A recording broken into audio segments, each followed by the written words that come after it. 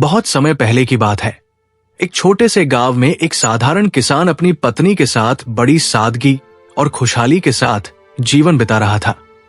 दोनों का जीवन एक दूसरे के लिए प्यार और सहयोग से भरा था, लेकिन उनकी खुशी हमेशा अधूरी सी लगती थी, क्योंकि भगवान ने उन्हें संतान की नेमत नहीं दी थी। किसान की बीवी रोजाना अल्लाह से फरियाद करती कि अगर उसे जीवन में कोई खुशी देनी है तो उसे भी एक बच्चा दे, जिसे वो अपनी औलाद की तरह प्यार कर सके और उसका जीवन पूरा महसूस कर सके। एक शाम किसान अपने खेतों से थकाहारा लौटा। उसने अपने कंधे पर लकड़ियों का गट्ठर रखा और दरवाजे के पास आराम से बैठा। उसकी बीवी ने उसे देखकर मुस्कान दी और कहा, आज तुम्हारा चेहरा खुश नजर आता है, कुछ खास मिला क्या खेत में? किसान ने थकी आवाज में कहा, हाँ, लेकिन ये केवल लकड़ियां है। जीवन की सच्ची दौलत तो तुम्हारे साथ बिताए हर पल में है। दोनों ने मिलकर खाना खाया और उसके बाद वो बीवी अपने ख्वाब के बारे में बताने लगी कि उसने एक अजीब सा सपना देखा, जिसमें उसे ऐसा प्रतीत हुआ कि अल्लाह ने उन्हें एक सुंदर बच्चा दे दिया है। उस बच्चे की हंसी और मासूमियत से उनका घर रोशन हो रहा है। किसान ने उसकी आंखों में लंबे समय बाद चमक देखी और दिल में उम्मीद जाग उठी कि शायद ये सपना सच हो सकता है। लेकिन तभी लकड़ियों के गट्ठर में से एक छोटा सा सांप निकलकर उनके पास आया। वो न तो डरावना था और न ही खतरनाक। उसकी हरकतों में एक अजीब आकर्षण था। दोनों ने हैरानी से उसे देखा और बीवी का दिल अचानक भारी हो गया। उसने रोते हुए कहा कि देखो, सांपों के भी बच्चे होते हैं, लेकिन हमारे नसीब में कोई औलाद नहीं। पर उसी समय वो छोटा सांप उनकी ओर आया और इंसानी आवाज में बोला कि अगर आप मुझे अपना बेटा मान ले तो मैं हमेशा आपका आज्ञाकारी पुत्र बनकर रहूंगा, कभी भी आपको कष्ट नहीं दूंगा, बस मुझे अपनी ममता और प्यार से पाले। ये सुनकर दोनों स्तब्ध रह गए। कैसे एक छोटा सांप इतना समझदार और प्यार करने वाला हो सकता है? किसान की बीवी ने नरमी से उसे अपने हाथों में लिया, उसे साफ पानी से नहलाया, मुलायम कपड़ों से पोंछा और उसके लिए एक नरम बिस्तर तैयार किया। उस रात उसने उसे अपने पास सुलाया, जैसे कोई मां अपने बच्चे को प्यार से गोद में लेती है। दिन बीतते गए। बीवी हर रोज उसे स्वादिष्ट खाना देती, उसकी देखभाल करती जैसे अपनी औलाद की करती। समय के साथ वो सांप बड़ा होने लगा। उसका व्यवहार और सोच इंसानों जैसी होने लगी। एक दिन उसने किसान से कहा कि अब वो जवान हो गया है और शादी करना चाहता है। किसान ने मुस्कुराते हुए कहा कि ये अच्छा विचार है, लेकिन उसे उम्मीद नहीं थी कि उसका पुत्र, जो कभी एक साधारण सांप था, अब सुल्तान की राजकुमारी से शादी करना चाहता है। सांप ने दृढ़ता से कहा कि उसे सिर्फ राजकुमारी से ही विवाह करना है। किसान का दिल डर और उत्सुकता से भर गया, लेकिन वो अपने बेटे की ख्वाहिश के सामने झुक गया। वो राजधानी गया और सुल्तान के महल में जाकर उनकी अनुमति मांगी। सुल्तान ने किसान के भोलेपन पर हंसते हुए कहा कि अगर ये सांप उनकी बेटी से शादी करना चाहता है तो उसे बाग में सब फलों को सोने में बदल देना होगा। किसान ने यह संदेश सांप को सुनाया और सांप ने निश्चय किया कि वो सब करेगा। अगले दिन फजर से पहले किसान बाग में पहुंचा और नागमणि रखकर अपनी आंखें बंद कर ली। थोड़ी देर बाद उसने देखा कि पूरा बाग खनकते हुए सोने में बदल गया है। पेड़, फूल, फल और शाखाएं सब सुनहरी चमक में लिपटी हुई थी। किसान की सांसें थम गई और उसका दिल खुशी से भर गया। उसने दौड़कर सांप को यह चमत्कार दिखाया। सुल्तान ने भी देखा कि उनके बाग का हर पेड़ सोने की तरह चमक रहा है। उन्होंने अपनी आंखों को 2-3 बार थपथपाया ताकि यकीन कर सके कि यह वास्तविकता है। अब सांप ने कहा कि अब्बा जान, आप सुल्तान से कहें कि उसने उनकी शर्त पूरी कर दी, अब उन्हें अपना वचन निभाना होगा। किसान ने डरते हुए संदेश दिया, लेकिन सांप ने मुस्कुराते हुए कहा कि वो सब संभाल लेगा। उसके बाद सुल्तान ने राजकुमारी को बुलाया और नरमी से कहा कि उसके पिता ने वादा किया है। राजकुमारी ने सिर झुकाकर हामी भर दी, ये जानते हुए कि वो अपने पिता की इज्जत और वचन का पालन कर रही है।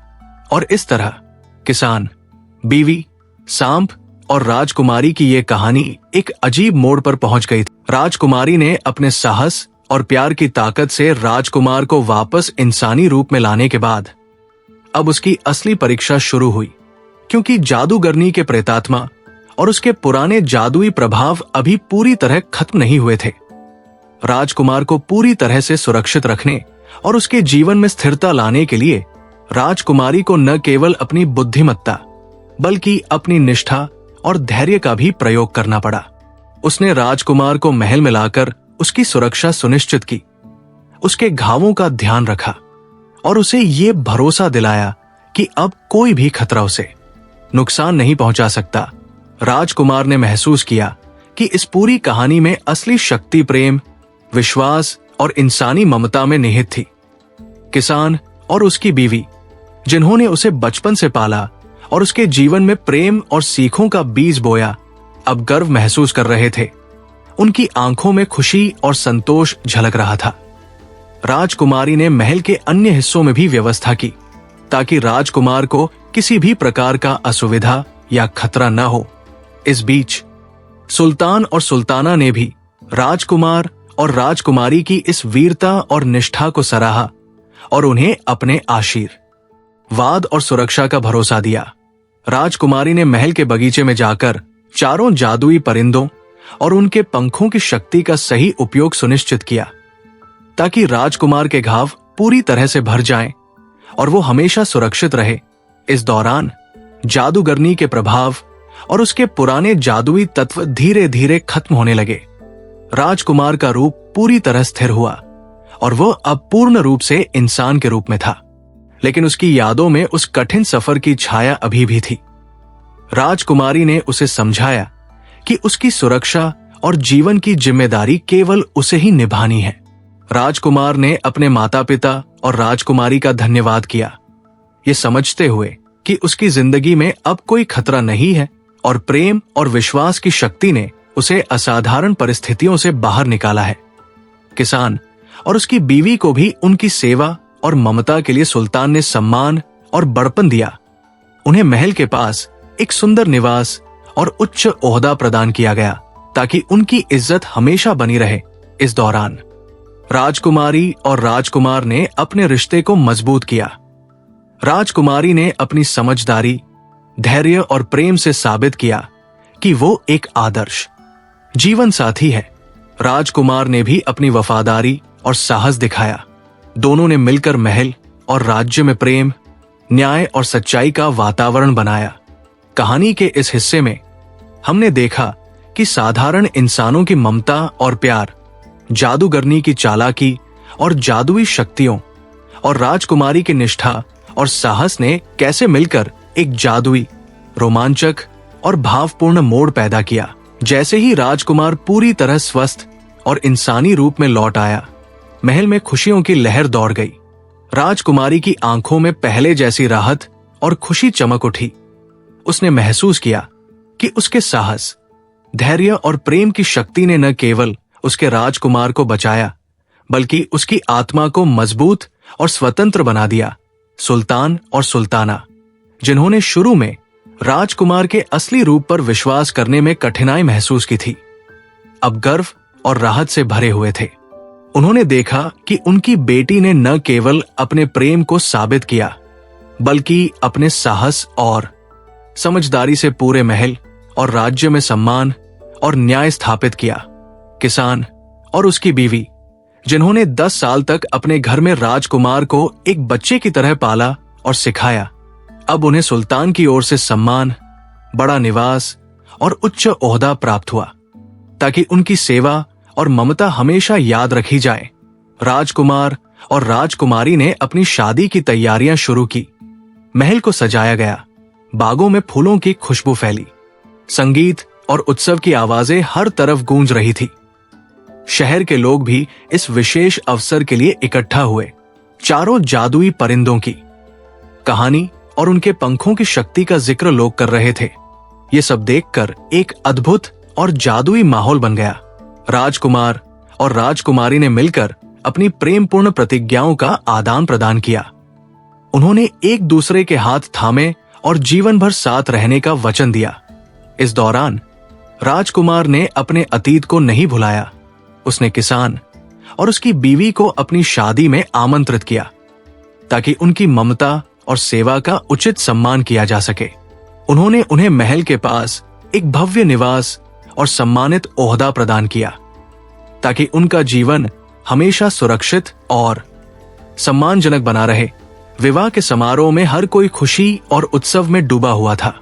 संगीत, नृत्य और दुआओं का माहौल पूरे महल और शहर में फैला हुआ था। राजकुमारी और राजकुमार ने अपने जीवन के नए अध्याय की शुरुआत की, जिसमें प्रेम, समझदारी, न्याय और साहस का संतुलन था। उनकी कहानी अब केवल महल या राज्य तक सीमित नहीं थी, बल्कि ये उन सभी लोगों के लिए प्रेरणा बन गई जो प्यार, वफादारी और साहस से अपने जीवन की चुनौतियों का सामना करना चाहते हैं। जादूगरनी की चालाकी और उसके पुराने जादुई प्रभाव, राजकुमारी की निष्ठा और साहस, किसान और बीवी की ममता और प्यार, और राजकुमार की समझदारी और साहस, सभी ने मिलकर यह अद्भुत, रोमांचक और भावनात्मक कहानी बनाई जो अब समाप्त हो रही थी। लेकिन इसका असर और प्रेरणा आने वाली पीढ़ियों के लिए हमेशा यादगार बनेगा।